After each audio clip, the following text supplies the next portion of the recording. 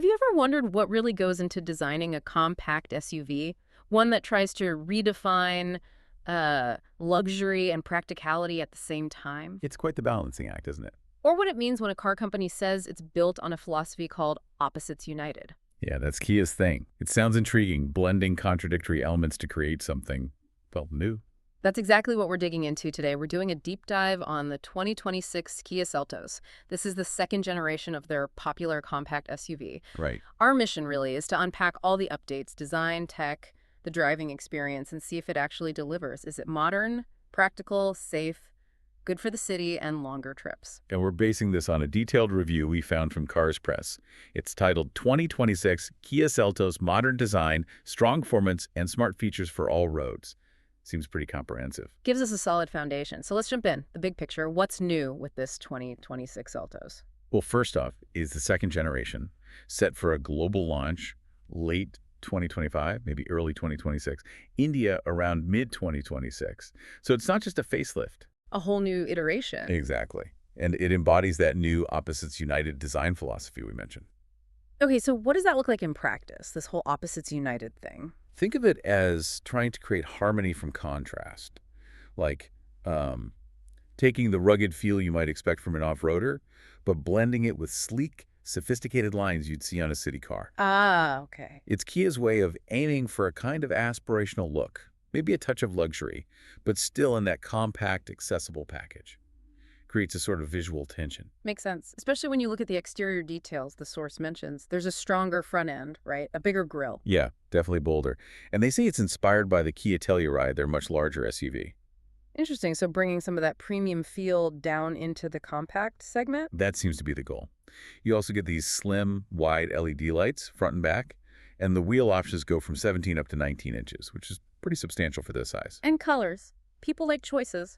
8 of them, apparently. Your usual pearl white, dark black, metallic gray, but also some more vibrant ones like bright orange and a couple of blues. So the core promise here, if we boil it down. It's redefining that balance between luxury and compact, trying to give you bold design, decent engine choices, modern tech, good safety, all without breaking the bank, targeting a wide audience. Concentrated value, maybe. Okay, concentrated value. I like that. So if the outside is opposites united, how does that translate when you actually get inside? Does the cabin live up to this luxury meets tech promise? It certainly aims to. The review talks about a luxurious and futuristic feel, modern design, some premium touches. Like what specifically? Well, beyond just looks, they mention specific efforts to reduce noise, better door, and glass insulation. That kind of thing contributes hugely to a feeling of luxury, that quietness inside. Absolutely. A quiet cabin feels more premium. What about the dashboard layout? It's described as a seamless horizontal layout. Looks very clean, very modern in the photos. And then the screens. Ah, yes, the screens. Always a big talking point. Dual digital screens are standard, a 10.25-inch for infotainment and another for the driver's instruments. But on higher trims, you might get even bigger ones, dual 12.3-inch screens, possibly integrating climate controls too. Very high-tech look. Wow, that's quite the setup for a compact SUV. What other premium features are trickling down here? Quite a few, actually. Things like wireless phone charging, which is super convenient. Heated and ventilated seats, definitely a premium touch, usually on higher trims. Nice. Multicolor ambient lighting, too, for setting the mood at night. A panoramic sunroof option. And even a premium Bose sound system, 8 speakers. Bose audio in a Seltos. That is moving up market. What about the actual materials? Is it all hard plastic? Sounds like a mix. Soft touch plastic, some chrome accents, and synthetic leather upholstery are mentioned. So trying to elevate the tactile feel as well. Okay, so it sounds luxurious, it looks techy, but how practical is it? What about seating comfort and cargo space? That's crucial in this segment. Good question. The front seats are described as being designed for comfort and support. You can get them in synthetic leather or a high-quality fabric. And adjustments. Higher trims get electric adjustment for the driver, lumbar support, and that heating ventilation we mentioned. They even have a sporty design with side bolsters, which helps hold you in place. And good head and shoulder room, even for taller people. What about the back seats, often a weak spot in smaller SUVs? Apparently, they're notably spacious for the class, which is a big plus. They have the standard 60/40 split fold, which is great for cargo flexibility. Yeah, essential. Comfortable legroom reported, even for longer trips. There's a center armrest with cup holders, rear AC vents, always appreciated. and some trims even get rear USB charging ports. That's thoughtful for passengers. Okay, cargo space then. How much stuff can you actually fit? With the rear seats up, it's around 433 liters.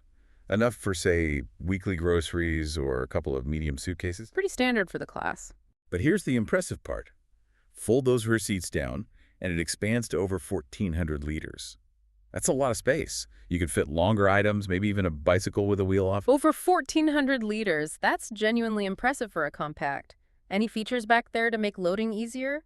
Yeah, they mention a nearly flat loading floor when the seats are down, which is helpful. An adjustable shelf for managing depth, a wide trunk opening, and even an optional power liftgate with proximity sensing. Hands-free liftgate. Very useful. Definitely, when your hands are full of shopping bags. Okay, and tying the interior tech together, the infotainment system itself. Right. Smart compatibility as you'd expect. Wireless Apple CarPlay and Android Auto are mentioned for some trims. Wireless is key. Absolutely. Standard audio is a 6-speaker system, but you can upgrade to that 8-speaker Bose setup. Multiple connection options too. Wireless charging, USB ports front and rear, multi-device Bluetooth. Voice commands. Yep, smart voice commands for navigation, calls, music, the usual. And importantly, over-the-air updates, OTA updates for the system and navigation maps. OTA. That saves trips to the dealer for software stuff. Good. Definitely. And this system integrates the display for the 360-degree camera and shows graphics for the driver assist systems. It all feels very connected. Okay, so a very tech-forward, practical, and surprisingly premium-feeling interior, it sounds like. That's the impression, yeah. But a car is more than just its cabin. What powers the 2026 Seltos? Let's shift to performance. What's under the hood? You've got choices. The standard engine is a 2.0-liter 4-cylinder gasoline engine. Makes about 147 horsepower, 179 newton-meters of torque. Okay, and that's paired with? A CVT, a continuously variable transmission. This setup is really geared towards, daily driving, city use, decent fuel economy. Right, the sensible choice. But what if you want more? Oof. Then you look at the 1.6-liter turbocharged engine. That one puts out around 195 horsepower and 265 newton-meters of torque. Quite a jump. Yeah, that's a healthy amount for a compact SUV. Should feel pretty lively. It should. That engine is paired with an 8-speed dual-clutch automatic transmission, a DCT. So you expect faster shifts, better responsiveness, more dynamic feel overall. And any word on a hybrid? Seems like everyone's offering one these days. The source does mention a hybrid is expected in some markets, likely based on the 1.6-liter engine, adding an electric motor for better efficiency, lower emissions, possibly even electric all-wheel drive with that. Interesting. That would broaden its appeal significantly. Drivetrain options otherwise? Yeah. Front-wheel drive standard. Yes, FWD is standard. But all-wheel drive, AWD, is available on some trims, especially, it seems, with a turbo engine, which makes sense. For better traction stability. Exactly. Good for wet roads, snow, or even just, light gravel tracks. Adds a bit of versatility. So how quick is it? 0 to 100 kilometers per hour, any numbers? Approximately 8 seconds for the turbo engine, which is pretty brisk for this segment. The standard engine is more like 10.5 seconds. Okay, so a noticeable difference there. Top speed. Around 200 kilometers for the turbo, maybe 185 kilometers for the standard. Plenty for highway use. And fuel economy. Always important. The standard engine is rated around 7.4 liters per 100 kilometers in mixed driving. The turbo, being more powerful, uses a bit more, about 8.1 liters per 100 kilometers. So pretty reasonable numbers. And the tank size? Range? About 50 liters for the fuel tank. So you're looking at a driving range well over 600 kilometers on a tank, depending on the engine and driving style. Quite practical for road trips. Definitely. What about the ride itself? Suspension setup? It uses a standard McPherson strut front suspension. The rear is either a multi-link setup or a torsion beam, depending on the trim level. Multi-link is generally considered a bit more sophisticated. Right. And how's the tuning? Is it sporty? Comfortable? The goal seems to be balance. Tuned to soak up smaller bumps pretty well, maintain decent comfort, but also offer good control when cornering, trying to avoid being too floaty or too harsh. And you mentioned improved sound insulation earlier. Yes, compared to the previous generation, specifically targeting road and wind noise reduction inside the cabin.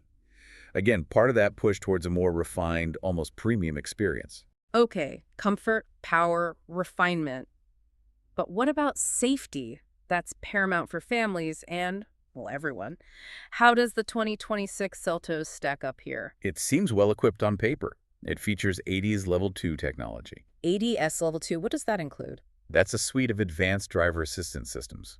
Things like adaptive cruise control, forward collision warning, lane keeping assist, blind spot monitoring, and that 360-degree camera system we talked about. Features designed to actively help the driver avoid accidents. So the car can intervene to some extent. Yes, within limits. Lane keeping assist can gently steer you back into your lane. Forward collision warning can brake automatically if it detects an imminent crash. It's like an extra set of eyes. Beyond the active systems, what about passive safety?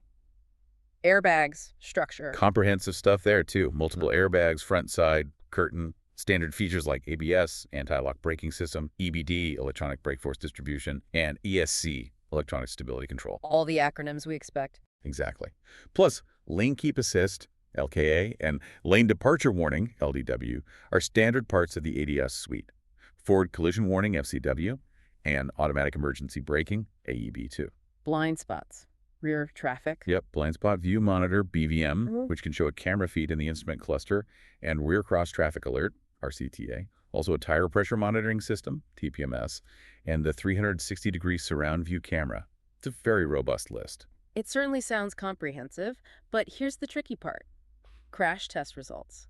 How does all this tech actually perform when things go wrong? And does it vary by region? That is a crucial point, and yes, it can vary. Let's look at the data mentioned in the source. In the U.S., the IIHS tested the previous models.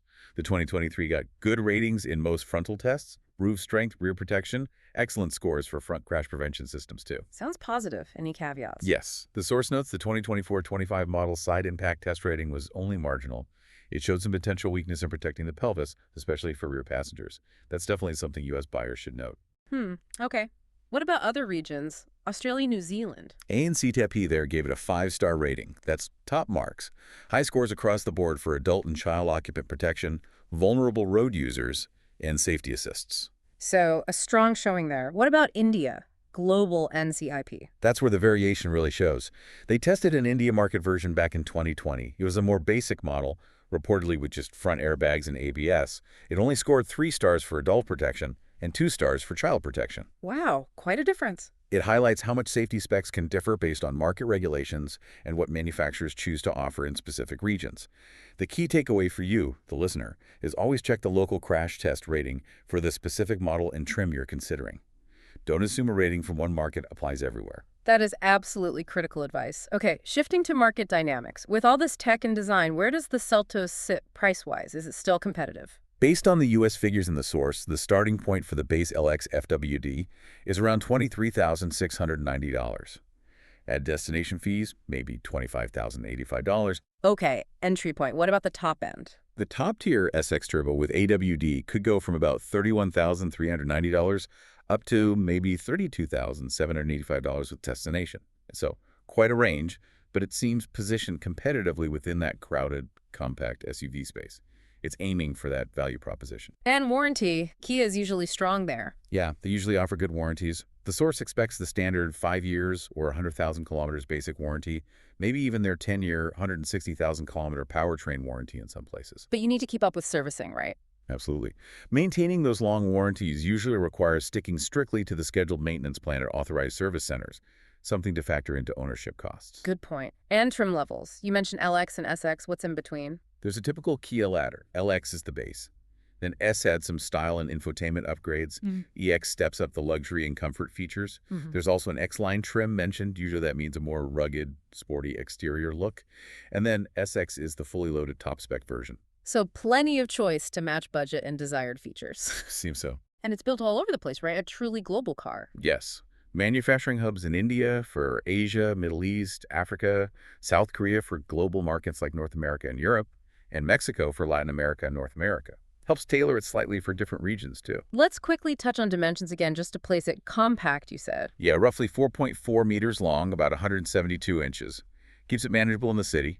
Ground clearance is around 185 millimeters or 7.3 inches, which is decent for handling bumps or maybe light trails. Curb weight around 1,470 kilograms, just over 3,200 pounds. Fits right into that compact SUV mold.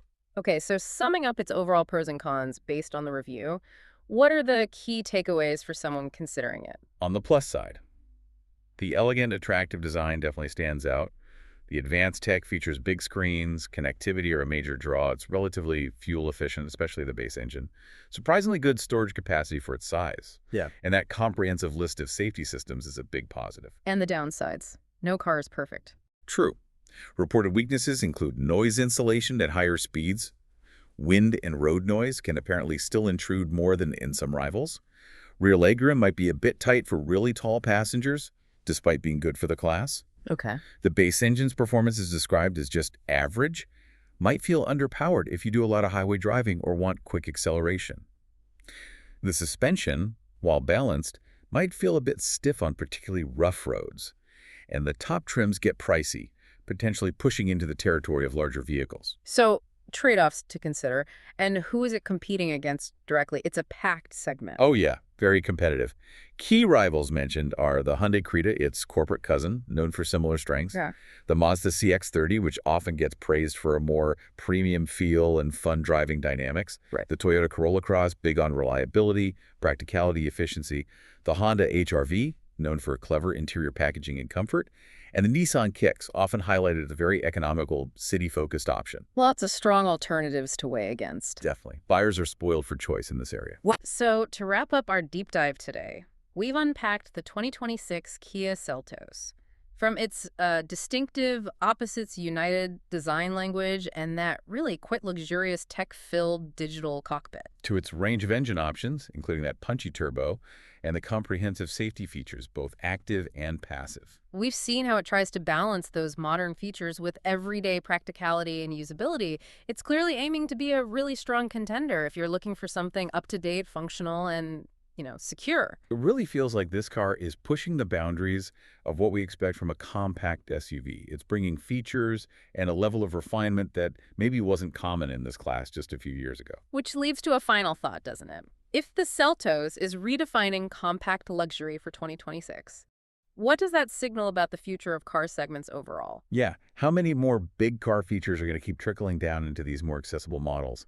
Are the lines between segments blurring even further? It really makes you wonder, when does compact stop being mainly about making compromises and start being primarily about, as you put it earlier, concentrated value?